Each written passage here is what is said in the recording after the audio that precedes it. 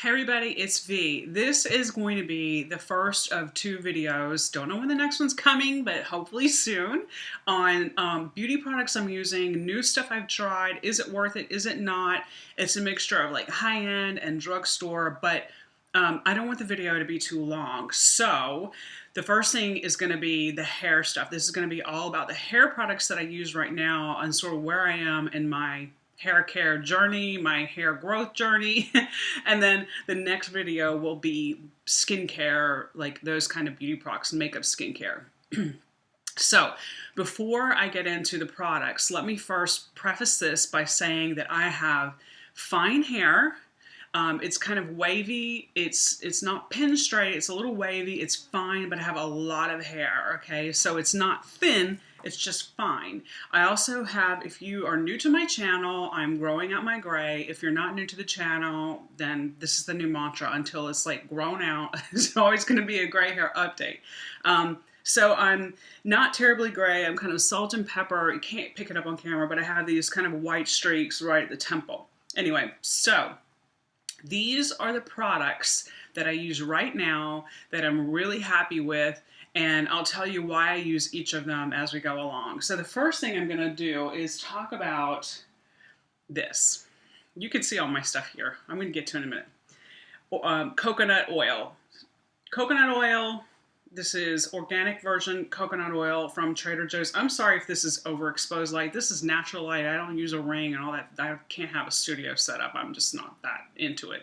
Anyway, so if it's overexposed, I'm sorry, but it's not too dark, so that's good. Anyway, I use Trader Joe's coconut oil as a hair mask on my hair about once a week. I use about a teaspoon-sized amount of, maybe a tablespoon amount of oil, and I scoop it out because, as you can see, it's solid, and a little at a time I take it off the spoon and warm it between my hands, and then it sort of becomes oily, like it becomes liquid instead of solid, and then I just take it and I put it on all the ends of my hair. Sometimes I rub it in my scalp, and let me tell you guys, this has been a huge game changer for me, and I'll tell you why I started doing it. Because first of all, I want my hair to keep growing long. I know it's already pretty long, but I'd like to get it to see how long I can get it. It's pretty much getting as close to as long as it's ever been.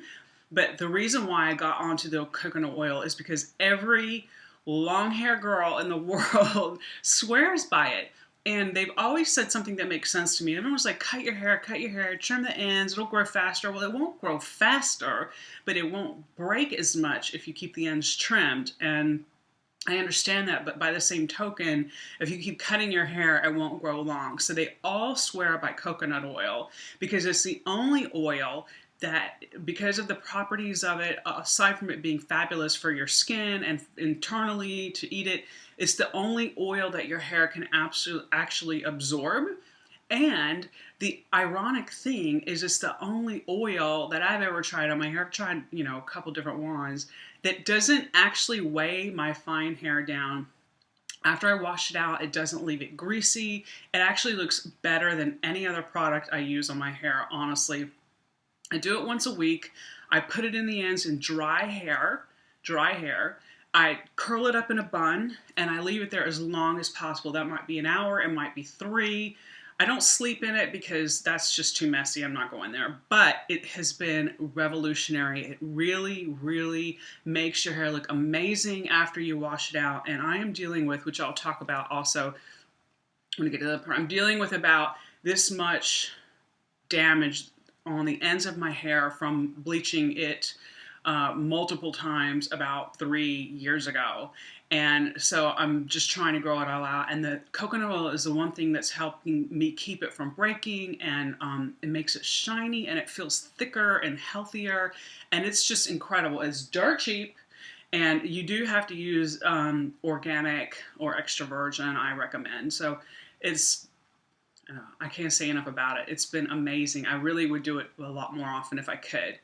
So that's the primary thing, is I've started using coconut oil at least once a week on the ends. You could put it everywhere. That's the great thing, is it actually doesn't leave you greasy when you wash it out. It's amazing. Okay, I'll shut up about it. Okay, so the next thing is, once I put the coconut oil in my hair and it has sat and I want to wash it out. I actually wash it out with Johnson's baby shampoo, and I use the calming lavender because it's just mild, it's cheap. I don't have to worry about hair color. Obviously, I'm about 4 months in with virgin roots. I'm not worrying about my hair color stripping. It's already like faded out from my single process color that was on top of my bleached ends. But I'll tell you the other thing about me that you might know about me if you followed my blog for a while is that I'm highly allergic to the preservatives methylisothiazolinone and methylchlorosothiazolinone. Say that 3 times fast. Highly allergic. My face puffs up. I mean, it's really bad. Like, the only thing that will clear it up is a week and prednisone. So it's hard for me to find hair products, especially because it's the shampoos and stuff mostly. Anything that's sudsy, that they put this chemical in, that's really unnecessary, but they do. So all the products that I'm going to show you today don't have it, which is a miracle. It's very, very hard to find hair care products without that crap in it. So Johnson's baby shampoo is simple and gentle, and that's what I use when I'm washing out the coconut oil from my hair. Then I wash my hair maybe 2 or 3 times a week, definitely 2 times, sometimes 3 times. And on the other times, I like to use, this is a new thing, which I've gotten really from my roots because I don't want the gray as it grows out to yellow, because once it yellows, the only thing that'll get it back, really, if it's really yellow, is actually lifting it with color, with peroxide. So I use this Kenra line, and again, I'm sorry about the light, so like over. Oh, there we go, that's probably better. I use Kenra. It's called Kenra Brightening Shampoo, Violet Toning Shampoo. And then this is the Violet Toning Conditioner. They aren't like super, super blue, okay? They're designed to be able to use on a daily basis. And again, they don't have those nasty preservatives in them. And they're, you know, mid-range price. I mean, they're not cheap, but they're pretty potent, so you don't need a lot each time. Like a tiny little bit will work. So I will follow up sometimes the conditioner with this shampoo, or the conditioner even when I'm using this one. I got these at Ulta. This is a smaller size. This is about 10 ounces, 10.1 ounces. They do come in bigger sizes, but I really like this. It smells really nice. It's not overly bluey, so it's not going to turn the ends of my hair green, which at this point, because it's not blonde, like if I use a lot of really blue in it, it kind of starts to get this green look to it, which that's not pretty either. So Kenra shampoo and conditioner is another thing that I love for my hair. After getting out of, I got a lot of stuff here. After getting out of the shower, washing my hair, and actually another thing I use too is a proper hair absorbing, like quick absorbing towel for hair. You can get at Ulta. I find it really cuts down the dry time because it absorbs so much hair out of like right out of the, so much water out of your hair right out of the shower. So then once my hair air dries, on rare occasion, I will blow it dry. That's only if it's really cold outside or I've got to be somewhere and I can't walk in with wet hair, because obviously it takes a while for my hair to dry. I use one of these 3 products, but this one is the one I love the most. Let's start with that. Because I have a lot of split ends, I actually ordered, I'm nearly empty, I'm nearly out of it. That means it's a good thing, right? This is called Living Proof Perfect Hair Day Fresh Cut Split End Mender. I've used a lot. I've used high end, low end. This is the one I found that actually helps without weighing my hair down. It doesn't have like silicones and stuff in it. It doesn't make my fine hair look greasy, or like it doesn't separate. You know, if you put too much product in your hair, it starts to look stringy and it separates. This does not do that. I love it.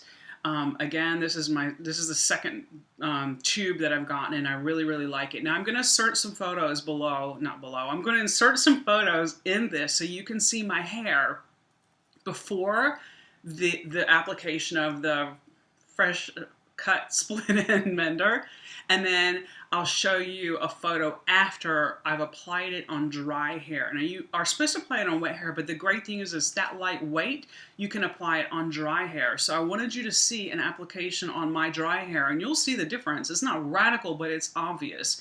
you can see the difference. And then you can see how nasty my split ends are too. I'm like trying so hard to grow them out and slowly cut them out and baby it. Ugh. Anyway, first world problems. So you can see the difference. I used about a quarter size amount just on my ends from about here down, and you will see the difference in the photo. So I'll put those in here, and then you can make your own judgment about that. So the other two things I use on occasion, especially in the summer, because you know everyone's hair gets frizzy, mine does. I either use this Living Proof No Frizz Nourishing Styling Cream, or I use Aveda Smooth Infusion. Both of these, I can't see with the light. I'm so sorry. Anyway, I suck at this. These are the products that I use like all over, and you can apply both of them on wet hair or dry hair. This one's a little stickier. The Aveda's a little stickier, so if I want a little more control, sometimes I use that. I feel like this is more lightweight. And again, no heavy silicones or oils. They're both pretty good. I think I probably will not use the Aveda anymore and stick with the Living Proof because I don't like having to drive across town to get the Aveda stuff. And I can get this at Ulta, which is near me. But the other thing too that I've found that really helps with when you have fine hair, you deal with flyaways all the time because your hair breaks more than people with thick hair. So I'm never gonna have that like super smooth iron look unless I literally iron my hair every day, and I'm just too lazy to do that. I've always been a wash and wear kind of girl. So the one thing I found that really helps, because my gray is not, like, contrary to popular belief, not all gray hair is wiry and coarse. Now with me, most of it is straight and just my normal hair texture, but there are a few hairs here and there that are wiry, the crazy ass gray hairs. And for those, I use clear mascara. I just take it out, you know, and I just put it right where they are, if it's right there, you know, and smooth them down. And it's great because it doesn't weigh your hair down. It actually holds it in place. It's more lightweight than using the hair products. And you can really spot treat where those little wiry hairs are, where you have some flyaways, just to sort of comb them down and get them in place. I think it's more effective than hairspray. This is Rimmel Brow This Way Brow Styling Gel. So it's actually brow gel, but any clear mascara will do. I've fallen in love with a lot of Rimmel products lately, and I'll talk about that in another video. But so that's basically it. That's my cache of hair stuff. And if you guys have any questions, leave them in the comments below. I'm happy to answer them. And until next time, be well and be safe. Talk to you soon, guys. Bye-bye.